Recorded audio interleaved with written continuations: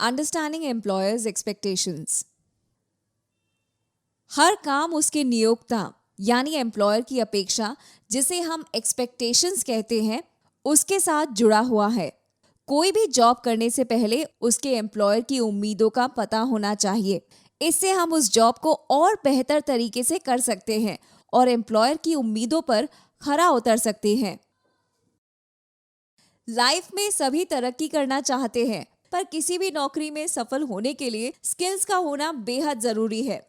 युवा परिवर्तन की वोकेशनल ट्रेनिंग से आपको स्किल सेट्स मिलते हैं जो आपको 50% तैयार बनाते हैं। जॉब पर आपकी ट्रेनिंग आपको 70% तैयार बनाती है। फाइनली जब आप काम करते हैं, फिर उस जॉब के एक्सपीरियंस से आप 100% तक सक्षम हो जाते हैं। फॉर एग्जाम्पल, आप ABC सीखते हैं, तभी जाकर आप वर्ड्स सीखते हैं। जब आपको वर्ड्स के मतलब समझ में आने लगते हैं, तब जाकर आप उसका इस्तेमाल सेंटेंस में करते हैं। सबसे महत्वपूर्ण चीजों में से एक जो आपके नियोक्ता आपसे उम्मीद करेंगे कि आपका आचरण कार्यस्थल में उचित रूप से हो। इसका मतलब है कि उचित तरीके से आप कपड़े पहने, अपना काम जिम्मेदारी और पूरी ईमानदारी के साथ करें, अपनी भाषा पर ध्यान दे। गाली गलौज का प्रयोग करना या लोगों का नाम पुकारना गलत है। समय पर आए। यदि आपको किसी कारण से देरी हो रही है तो अपने बॉस को सूचित करें। हमेशा अपनी छुट्टी की योजना पहले से बना ले और इमरजेंसी के वक्त अपने बॉस को जल्द से जल्द सूचित करें।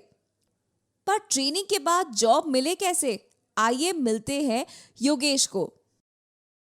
योगेश एक अकाउंटेंट बनना चाहता था। उसके पास सारे स्किल्स थे, पर उसको जॉब नहीं मिल रहा था। ऐसा क्यों? ऐसा इसलिए कि एम्प्लॉयर के पास से जॉब पाने के लिए आपको सबसे पहले अपने आप को उस एम्प्लॉयर को ये यकीन दिलाना होगा कि आप ये जॉब करने के लिए काबिल हैं। आपको अपने स्ट्रेंथ्स और टैलेंट के बारे में अपने एम्प्लॉयर को बताना जरूरी है ताकि वो आपको ये जॉब दे दे। योगेश को अपने स्किल्स और टैलेंट के बारे में पता नहीं था, तो उसने ये एक्सरसाइज की। नीचे लिखे हुए लाइंस को देखकर योगेश ने हर एक के बगल में हाँ, नहीं या पता नहीं लिखना शुरू किया। उसके साथ आप भी ये लिखिए। मुझे नई चीजें सीखना पसंद है। मुझे खुद को बेहतर बनाने के लिए अपने लक्ष्य पर काम करना पसंद है। मैं अपनी गलतियों और दूसरों की सलाह से सीखता हूं।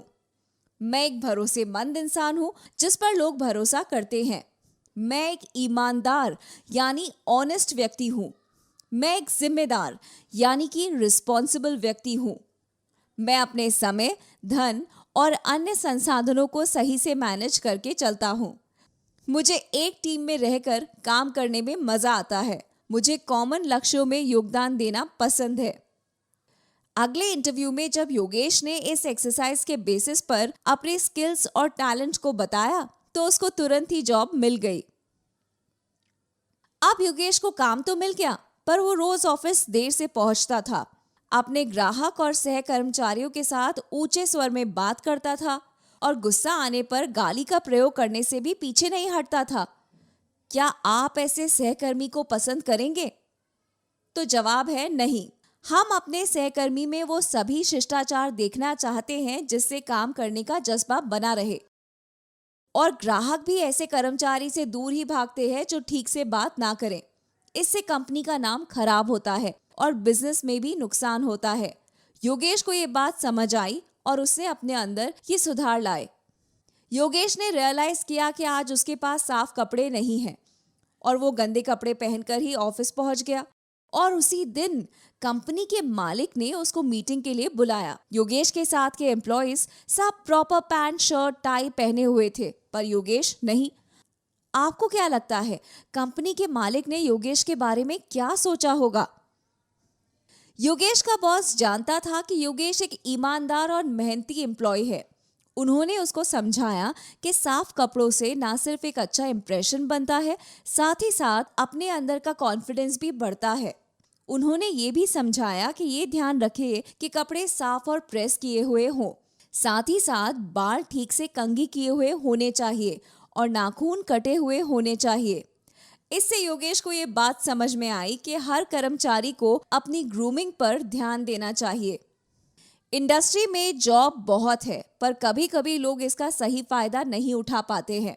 सब कुछ सीखने के बाद भी कई बार ये देखा गया है कि लोगों को जॉब नहीं मिलता है। इसके कई कारण हो सकते हैं।